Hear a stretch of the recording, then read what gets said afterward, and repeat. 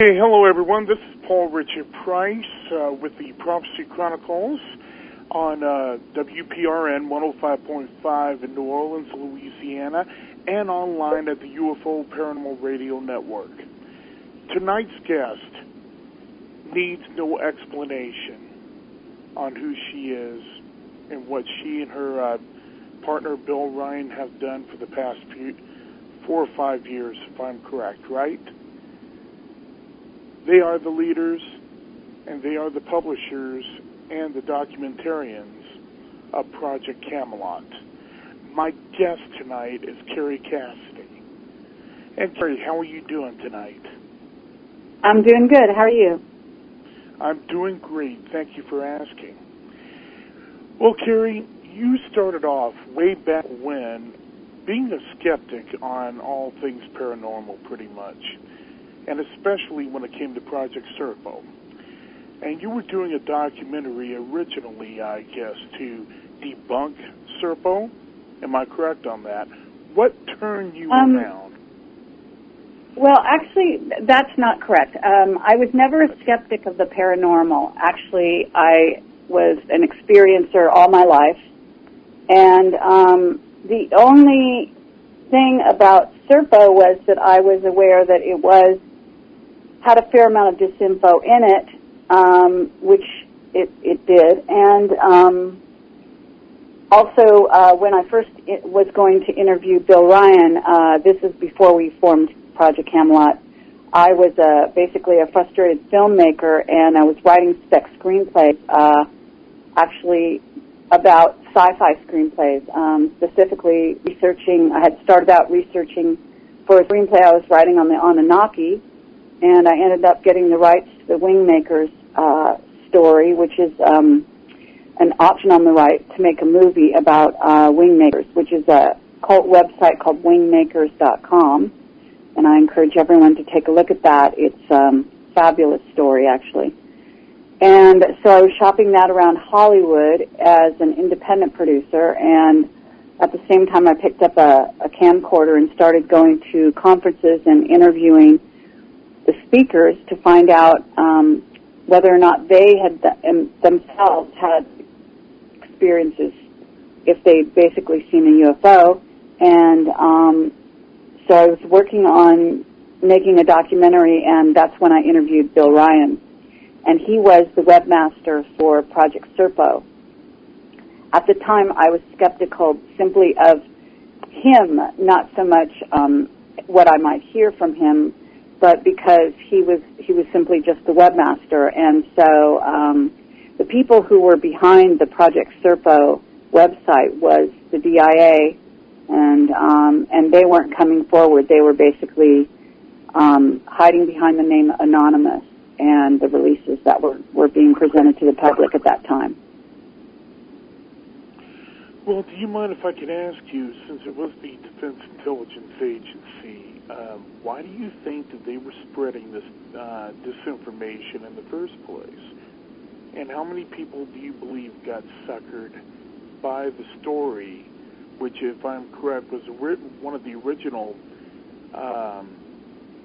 people who told about the story, has since been proven to be a government disinformationalist by the name of Rick Doty. He was one of them. And well, Rick Doty was involved, but he was not anonymous, contrary to some people's beliefs. In our opinion, we did investigate. Actually, we did some ground work, hard investigation of the Serpo story ourselves.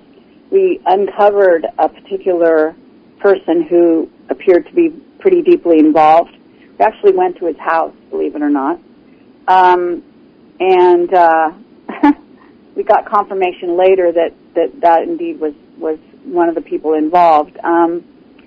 Actually, Project Serpo was, although a lot of it was disinfo, it was based on a real story, based on a truth, which is that there is a secret space program, that there have been most likely exchanges with ET races and U.S. Scientists, astronauts, engineers, whatever you want to call them, And so it was based in composite on a real truth. Well, and that's great to hear, I guess. So, and I've heard that parts of Project Serpo may have been what Steven Spielberg used at the very end of the movie Close Encounters of the Third Kind as basis for the alien-human exchange. Yep, that's absolutely right. Okay, well, let me ask you, does this have anything to do with what happened also? And I've interviewed Bob Emenegger. Unfortunately, let me give a disclaimer to some of my listeners at this particular point in time. Bob Emenegger did not get, contrary to what was said before in the previous program, did not get a hold of the Holloman Air Force Base landing video. He did not have it. He was promised that video, but then at the very end, his contacts in the Pentagon pulled the plug on the project at the end. So he did not receive the video, contrary to what some people have been telling people recently during interviews. And I hate to tell you this, I know Bob. Bob is a great guy. I've interviewed him quite a few times. He's a good friend of mine. But reportedly, back to the subject that we were talking about, reportedly, Serpo started with the landing at Holloman Air Force Base. Is that correct? Or the story? Well, I'm not sure exactly where it started. I was not involved in the Serpo project. I mean, that came obviously before me, and I don't remember exactly where it started. They've actually, I think they're trying to make a movie of it right now, by the way. And we were actually asked to be consultants on that movie. Now, I don't know if it's since, kind of been stalled or whatever, but we haven't been called on since that time, which was a year or two ago when they tried to make a deal to make the movie. But at any rate, so I can't say whether Holloman was actually where Serpo started. All I know is that, it was a group of releases that were sent to Victor Martinez, who had a news group at the time that was made up of not only Bill, Ryan, and myself, but a lot of other journalists, people in alphabet agencies, and ex-military. And it was something of an exclusive list, and just somehow both Bill and I ended up to be on it. And then, like I said, Bill had built the website. And so I actually went to the Laughlin conference to interview not only Bill Ryan, but Bill Hamilton and a few other people as part of my investigation and my documentary that I was making at the time. So the only way I got involved with Serpo was after we started Project Camelot.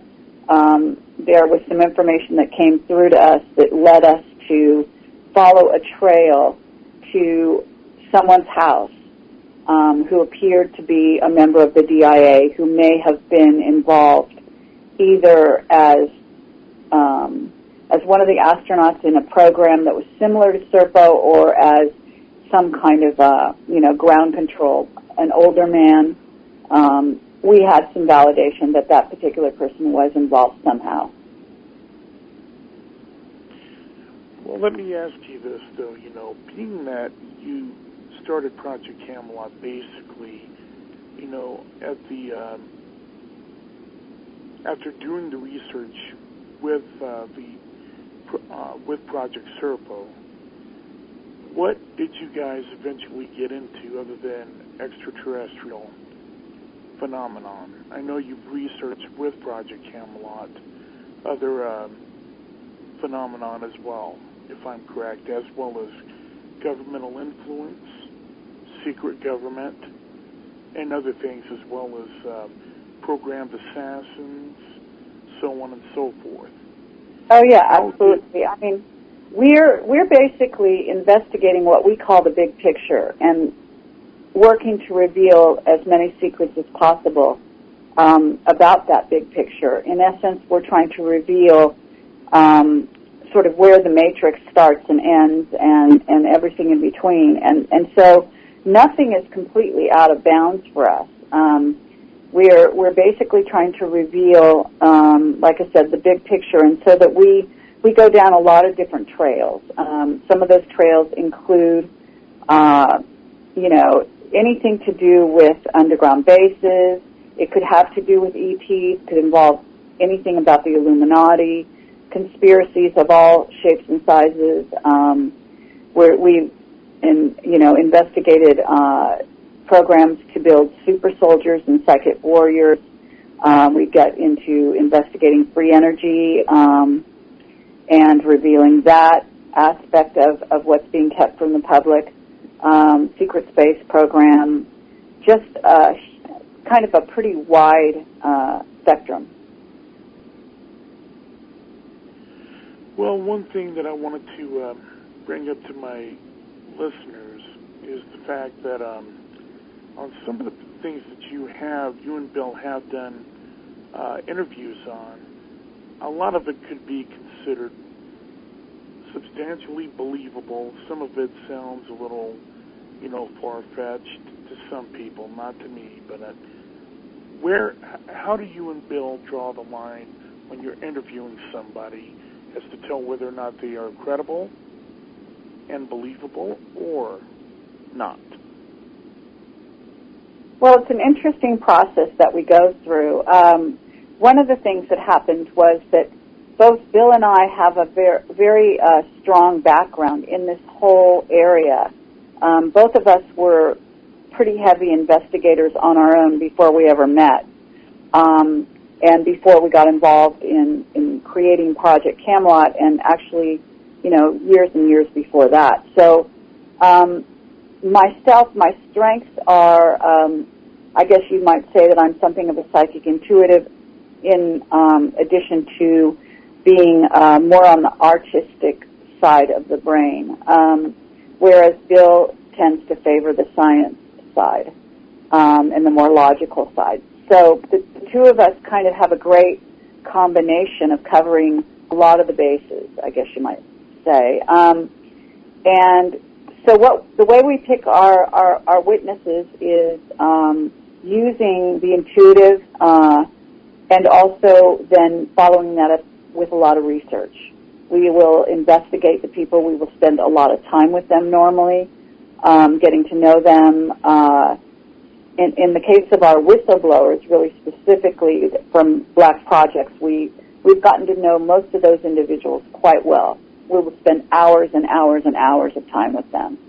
And if we can, we will take a look at documents and so on that substantiate what they have to say, but a lot of times documentation doesn't exist or it can be falsified. So that's just not the only way you can vet a witness, basically, which is why we end up spending so much time with them. Well, let me also bring up a question for you. What are the more interesting stories and people that you have interviewed in the recent past since Project Camelot came? Well, let me say that we've been in operation since 2006, and so it's been about 3.5 years, I think, if I am figuring right, maybe even close to 4 years at this point.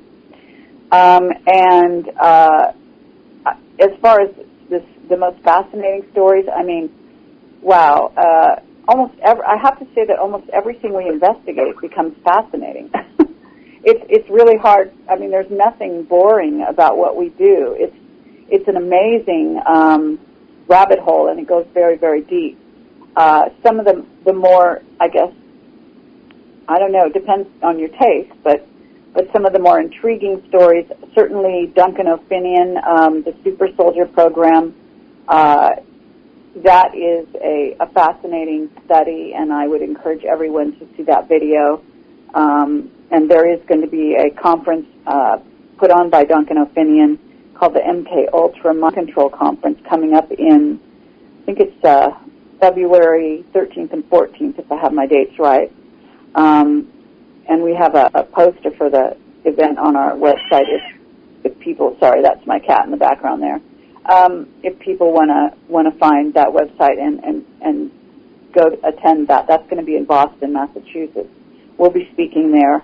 So that particular video and encounter with Duncan is really fascinating.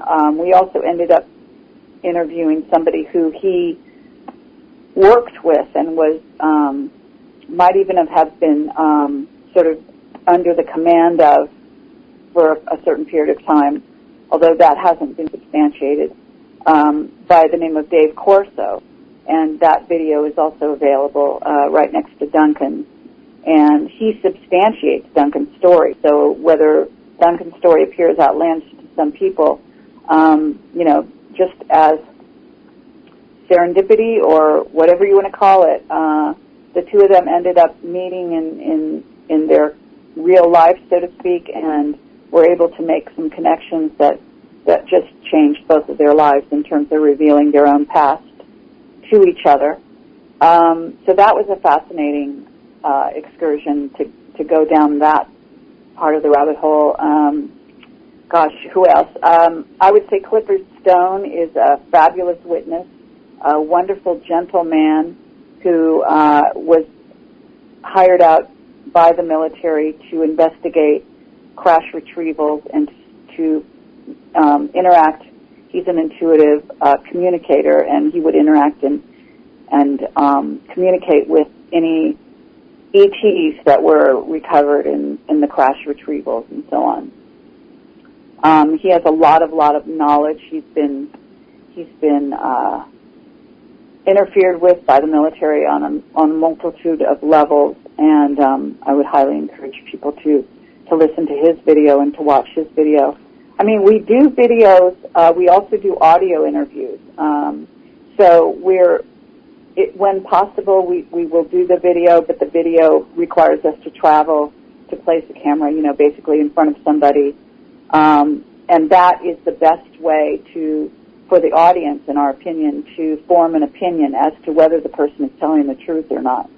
It's the best substitute for being face-to-face in the same room with someone. We certainly investigated in great depth the Dan Burisch story. We tried to bring a lot of that story forward, felt that there was a lot of confusion and controversy out on the web originally about the Dan Burisch story, and I guess you might say there still is to this day. But I think we made great progress in bringing some of that forward to people in an understandable fashion. And again, watching him on the video is the best way to come closer to understanding what it is he was involved in, and the whole MJ-12 background to that, the Stargate. That's a whole fascinating subject in and of itself. There's so many other, we have so much stuff at this point on our website. It's actually hard for me to determine, what to tell you or what to recommend to people, because every single one of the witnesses that we've got is specially chosen, and we've done a lot of investigation around our encounters with them. Henry Deacon is one of our most famous witnesses. He came out under his own name recently. His real name is Arthur Neumann. He's now actually gone to ground, and he is not being in the public anymore at the moment. But at one point, recently, he went on stage with me in Barcelona after Bob Dean spoke at a conference, the Exopolitics conference, and announced to the public that he had been on Mars, and he had been assigned to work on Mars for several, on and off, I think, for several years. We don't have a video, actually a direct interview with him on video, although he has since been interviewed on video. We do have the segment on video in which he and I went on stage, and he announced to the world that he was on Mars. For the longest time, 3 years ago, we had nothing but a written transcript of all our talks with him. But the information he revealed from Black Projects was absolutely stellar. He was highly intelligent, had a scientific background, and so that information is extremely valuable in our opinion. And we vetted him at great length and for quite a long time. Okay, and if you don't mind me asking, what about Mr. X? Could we talk about him? He's a very fascinating segment. Actually, Mr. X was one of our very first interviews that we ever did on video. And if you watch the Mr. X interview, you will hear it was actually shot right next to the Integratron down in Joshua Tree at a small conference. And that was really the beginning of one of the first things we did as Camelot.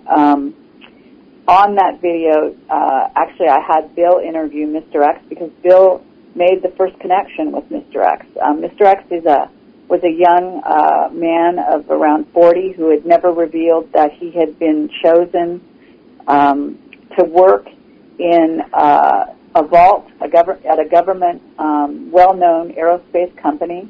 If I named it, you would know exactly who I was talking about. The company. Could I make a? Do you mind if I could interject something here? Sure. Can I make a college guess? Well, I won't. Do you mind if I can make it? Did it have something to do with the name of their R&D program with the little Abner comic strip? No, I don't know. That's not familiar to me, so I wouldn't know. But I would have to deny it, even if even if you hit the nail on the head. All I can tell you is it's extremely well-known company, and it's a major aerospace company to this day. He was his regular job there. He was asked to do a different job from his normal job. They asked for volunteers. Mr. X did volunteer. He was chosen.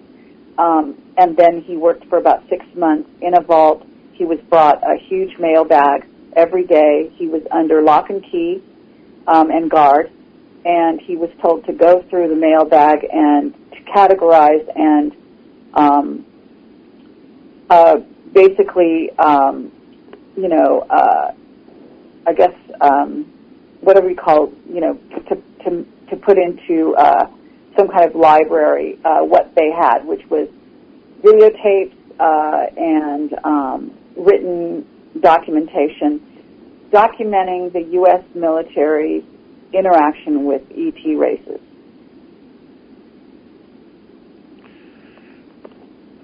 Well, let me ask you this. What happened? I mean, I know that he finally, I think, went public with his real name and all, but he has since passed away, if I'm correct. And well, actually, no. His real name, Mr. X's real name, I don't think has ever been known. But we do have a picture of him on our website. He died suddenly. We don't know. In fact, he died almost a year ago.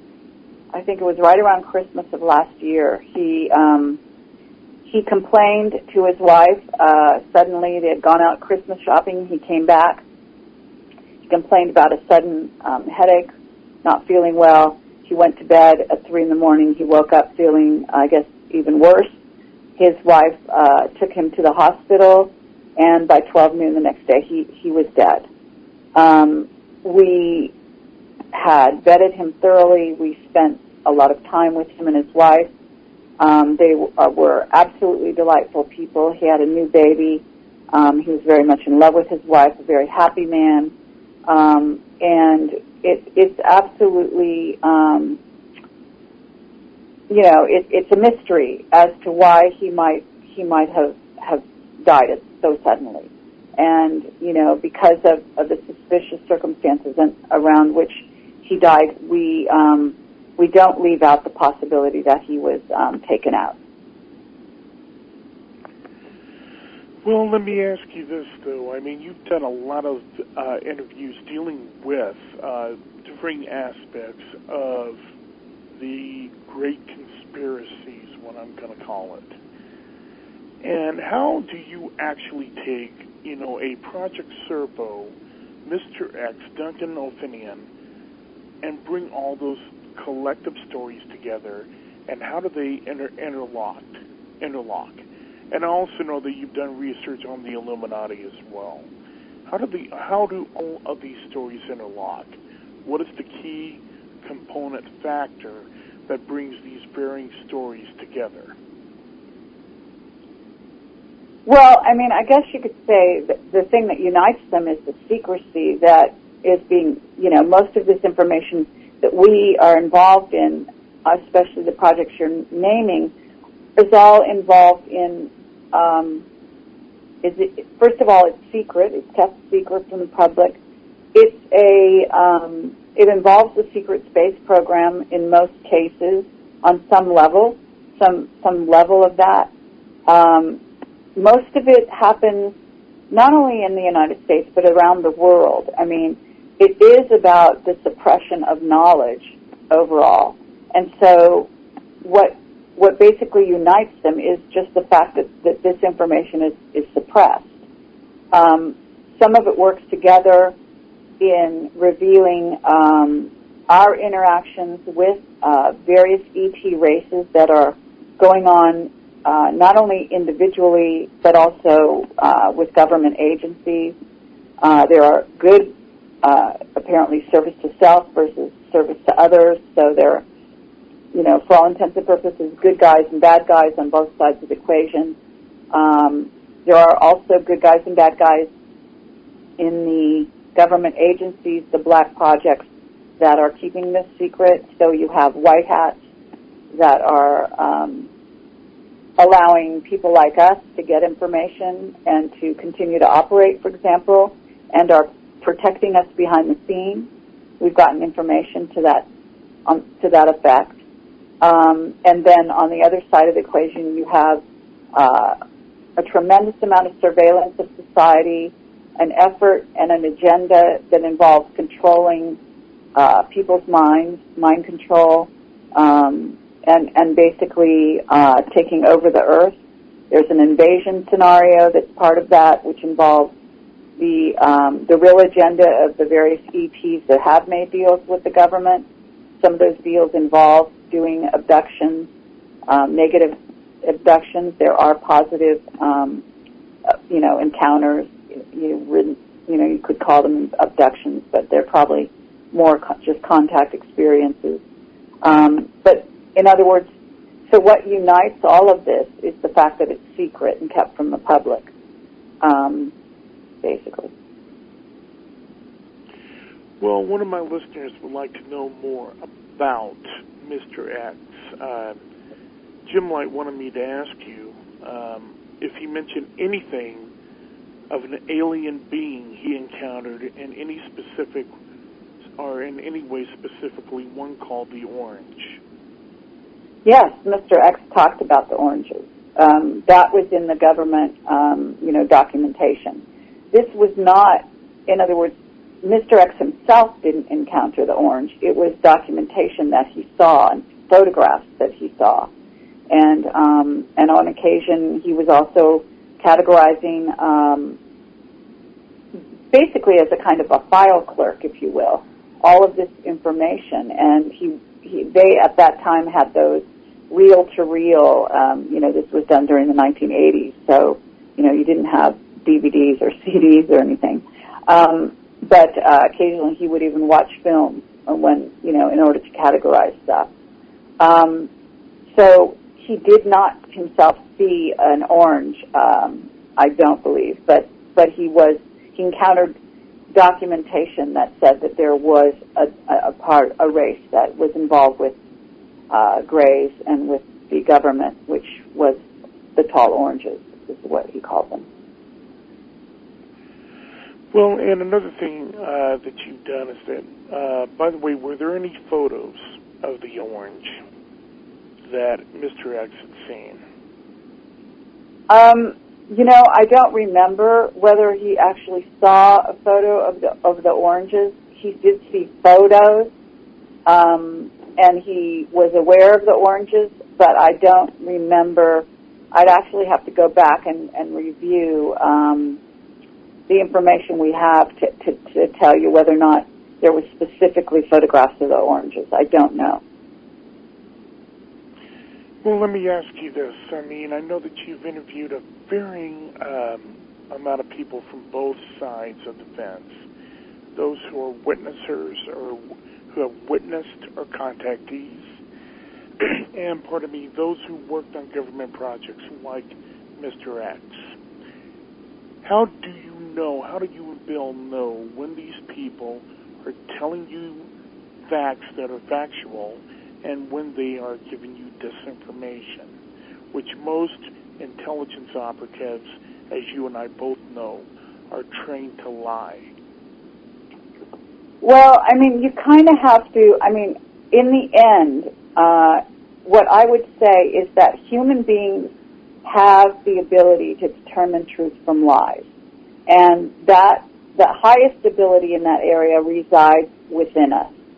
And most of us have forgotten what that is and forgotten how to listen into that. It's a form of it resonates. The truth resonates. It's kind of like when you hit a musical note that is beautiful. It vibrates throughout your body. So you get a sense of what is true and what is false. And that's the best way, in my opinion, to tell the truth from falsity. But on the other hand, you can also complement that with investigation, with cross-correlating, and obviously with questioning directly anyone that you're talking to, and spending time with them and seeing if they prevaricate, if they change their story, if their eyes are not looking at you directly, if they exhibit other signs of lying. I mean, there's a whole television show that talks about some of those signs, which is called Lie to Me right now, which is kind of a lot of fun and points up some of those telltale signs of a liar. So yes, a trained government agent like, for example, Rick Doty would be able to possibly, be a very good actor and be able to deceive the people listening to him most of the time, but not all the time. And again, all I can say is documents can be forged, evidence can be forged, and there's tons of false stuff out there. So the hard evidence to me is actually not going to really do the trick in terms of telling you whether something is true or false. In the end, you're going to have to establish it with this thing that I'm talking about, which is basically a combination of the intelligence of the heart, and it's a resonance that you feel. And so the fact that we spent so much time with some of these witnesses, take it or leave it. You basically have to. I mean, that's why we do the interviews in such depth. We spend. I mean, even our interviews, we don't do sound bites. We do, 2, 3, 4-hour interviews with people where they're just sitting in front of a camera nonstop for 4 hours talking to us. I mean, it's a great formula for getting as much truth as possible. Now, that doesn't mean also, and this is another side of it, which is a lot of whistleblowers have been mind controlled. A lot of whistleblowers have been messed with, so that even their memories may be mistaken. In other words, they may believe their own story. And that's about as deep as you'll be able to go. In other words, they will believe their own story wholly and completely because they have been programmed in a certain way. It's like the astronauts that believe they went to the moon and came back and people said to them, can you tell us what it was like to take your first step on the moon? And what you get is they would actually get sick to their stomach. This is reported.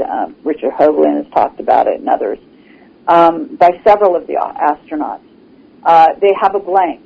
They can't tell you. They have been messed with, mind controlled. This is not uncommon, especially for someone who's worked in black projects. So you have to wrap that into the scenario of what you're listening to. We do all that. I mean, it's a very complex matter. actually vetting a witness, if you will, who comes out of block projects, who's witnessed something. Even experiencers have the same issue. If you've heard of the work of Dolores Cannon, where they've been regressed and certain information comes out. Sometimes, for example, we interviewed Jim Sparks. He has tremendous screen memories from the graves. There's a lot of tricksters out there. There are a lot of things that are unclear. Our interview with Stephen Greer is another case in point. In my opinion, he has a lot of screen memories. He's been messed with in a major way. These people will swear up and down that what they know is the truth and what they've seen is the truth. They believe it wholly and completely. You just have to, it's like you have to have a sixth or seventh sense. That's all I can tell you. Well, and speaking of contactees or abductees, whichever the term you would like to use about them, have you done any interviews with people who may have been MILABs, military abductees?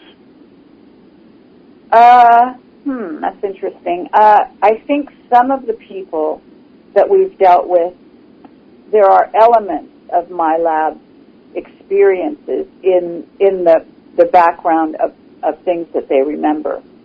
Trying to think of who in particular would have had a MILAB experience. I mean, it's highly possible, for example, that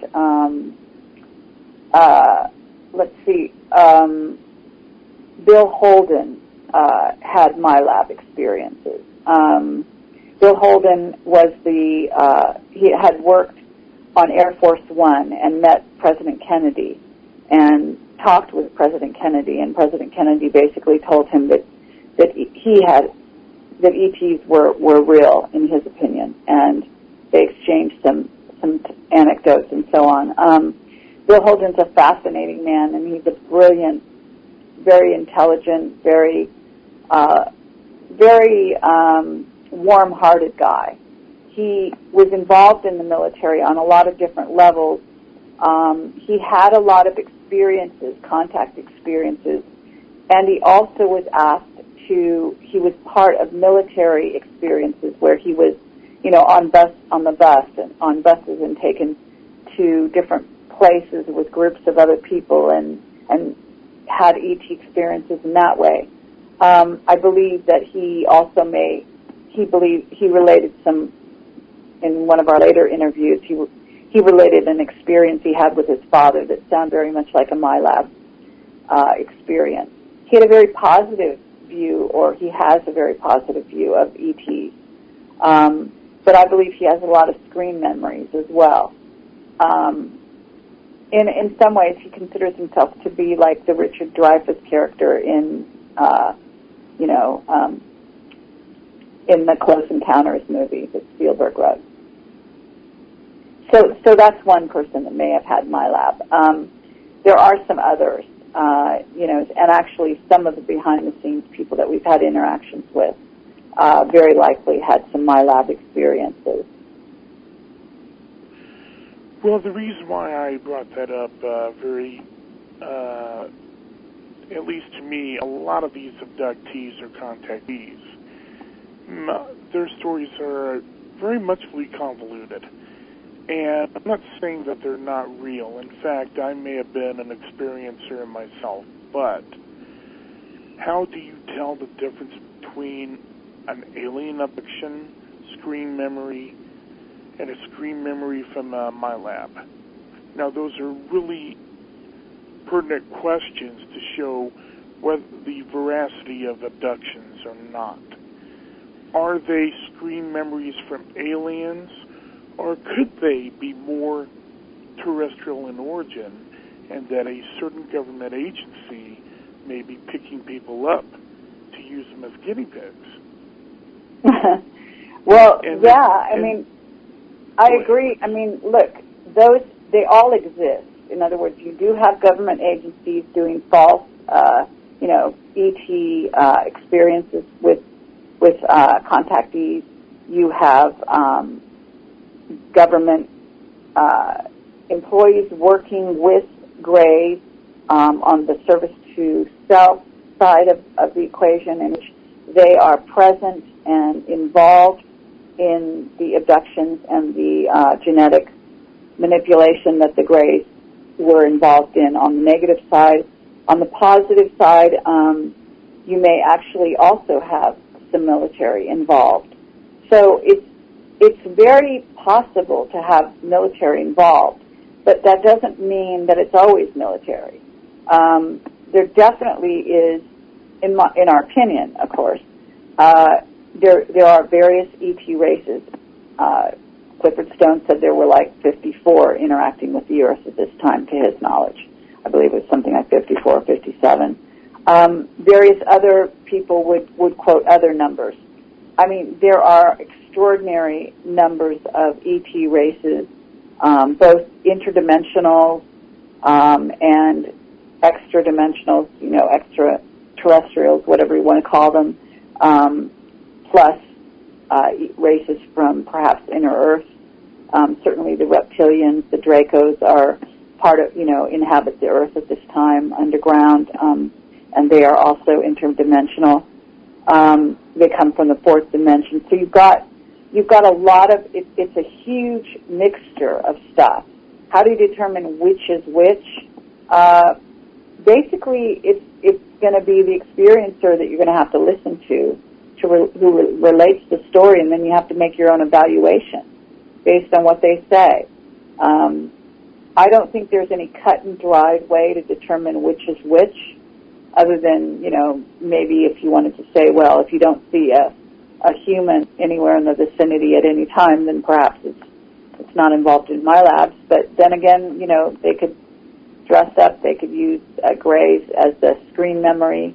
Any number of things goes on. I mean, the mind control aspect of all of this is also paramount. Well, the reason why I brought that up is that, there's a thin line between believing what is real and what may not be real. And to know the difference,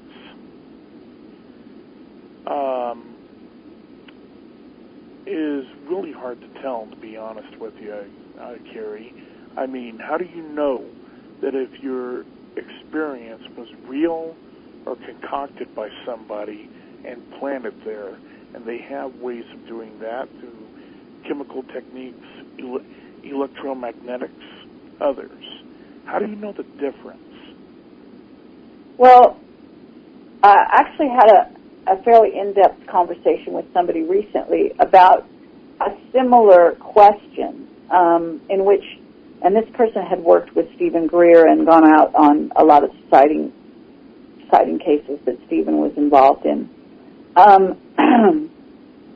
And they were talking about Jacques Vallée and the idea that a lot of the ET races, or some of them, have the ability to implant what are basically virtual reality experiences.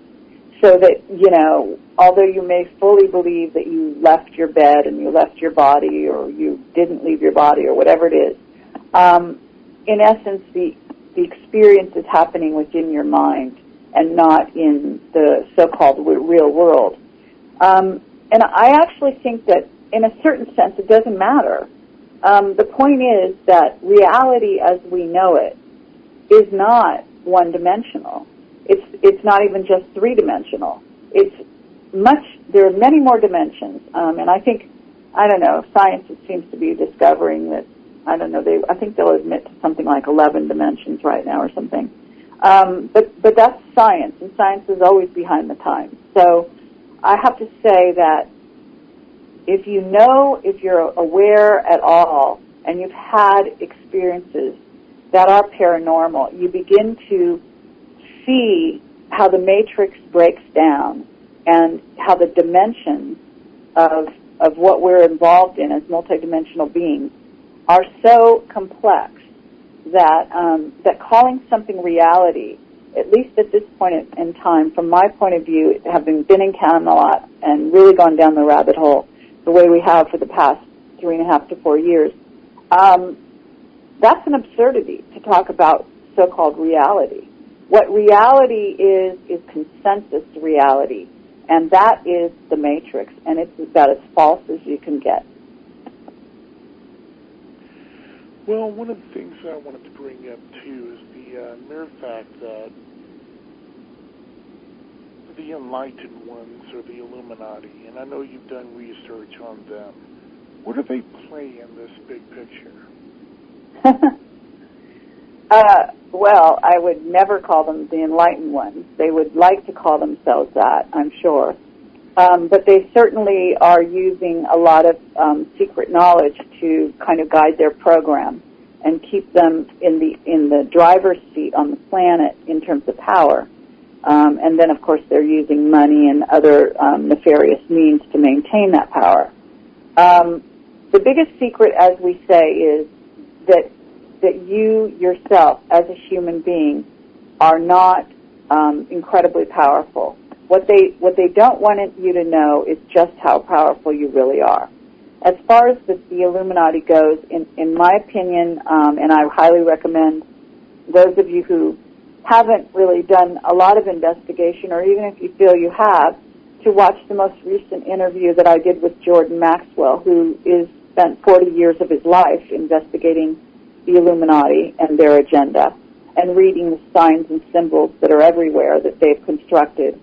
And, I mean, basically what comes forward is that they have had a plan to take over the planet and to put humanity completely under their control. That they're working with a negative group of ETs and Anunnaki, in essence, the people or the beings that created us to begin with, and that they are rolling out an agenda that involves depopulating the planet.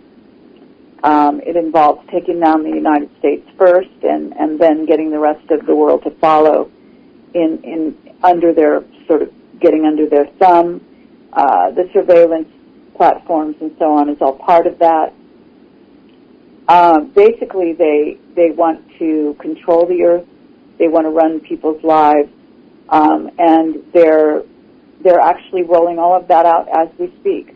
However, there are a lot of positive beings, ETs, interdimensionals, light beings, you name it, who are working to prevent this from happening. And we ourselves, Camelot, is part of a growing contingent that is wakening up this planet and making this rollout of the agenda almost impossible to achieve, in my opinion, at this juncture. On top of it, we have something greatly in our favor, which is the movement into the galactic center and or in alignment with the galactic center, and this wave or super wave that appears to be either we're entering it or it's coming towards us, however you want to classify it, that we've gotten testimony on, which is going to change the consciousness of the planet and is already doing so. And it is already begun in earnest, and we're really in the throes of it now. There will be something of a peak situation during 2012, I believe, but it will continue in its influence, I'm sure, for many, many years. But there is a window apparently between around now and going into 2017 in which certain stargates are opening up, and that the Earth is moving from the third to the fourth dimension. This is being documented, and not only by experiencers who are testifying to this, but also to some of our witnesses from Black Projects. The government is aware of this. They're aware that their days are numbered. It's all about a change in consciousness on the planet, and it's happening. Okay, well, I promised you an hour on the show, and I don't know if you would like to go over the hour or not. If not, we can stop it right here. But before I let you go, could you give people your contact information if they would like to get a hold of you and get some more information about Project Camelot and about what you and Bill are doing currently? Okay. Our website is projectcamelot.org. If you go to .com, you'll never get there. So definitely .org or .net will work. And let me see, you can write to us. Our email address is on the website. There's a contact, a place where you can click on contact and get that information. We have a mailing address as well as an email address. The email address is my name, which is Kerry, Kerry, at projectcamelot.org, or you can write to Bill at projectcamelot.org, or you can write to our joint email, which is support, the word support, at projectcamelot.org. So any of those three emails will get through to both of us pretty much. We try to write back whenever we can. At this moment, we have about 1 million visitors every month, so we're usually inundated by work, and we're not able to read everything and to reply to everything. We try to do it the best to our ability. There's only 2 of us. We do have a team of volunteer transcribers who take the video and audio interviews that we do and transcribe them into written transcripts that can be searched for investigators and researchers to help them in their studies, and that's a wonderful thing. The volunteers that do help us. As far as what we're doing now and about to do, we are going to be, I believe, attending the Free Energy. They're having a Free Energy conference in Barcelona coming in February 6th. I think it's 5th and 6th or 6th and 7th, something like that. And we're going to be doing some interviews there. We're going to be going to, like I said, the MK Ultra Mind Control Conference that Duncan O'Finian and some of his associates are putting on, and I will be emceeing that along with Bill Ryan, my partner, and we will be also doing a speaking engagement at that conference.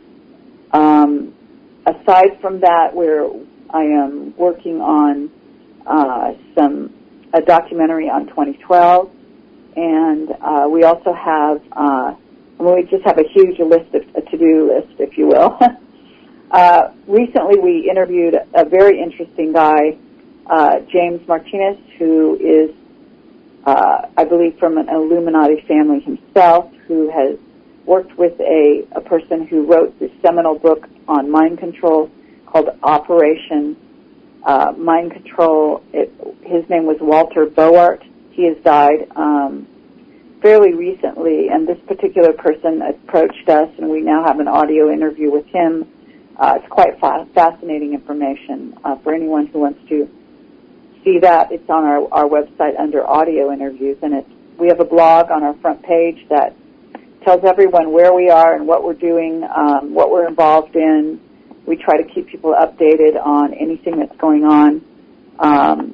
We've investigated and done a lot of interviews around the rollout of this H1N1 virus around the world, and the vaccines that are filled with things like mercury and other things. So we are very involved in warning people not to take the vaccines, and there's just a lot of information on our website. You can really be kept busy from what I understand. People write to us and say they have lost whole weekends watching our videos. So hopefully that answers your question. Well, and I would love to thank you again, Kerry, for spending time with us today. And for my listeners, thank you for tuning in to the show tonight. And I would like to tell you again, first of all, you can find me on the web at paulrichardprice.com. You can also go and help support the show by going to cafepress.com /TPC Radio Store. And you'll find merchandise there with the Prophecy Chronicles logo on it. Please buy it. They'll make great Christmas presents as well as helping support the work that I'm doing currently right now. Again, Carrie, thank you for being on the show tonight. You will find the truth here. What you do with it is up to you. This is Paul Richard Price signing off with the Prophecy Chronicles. Have a good night, and God bless you.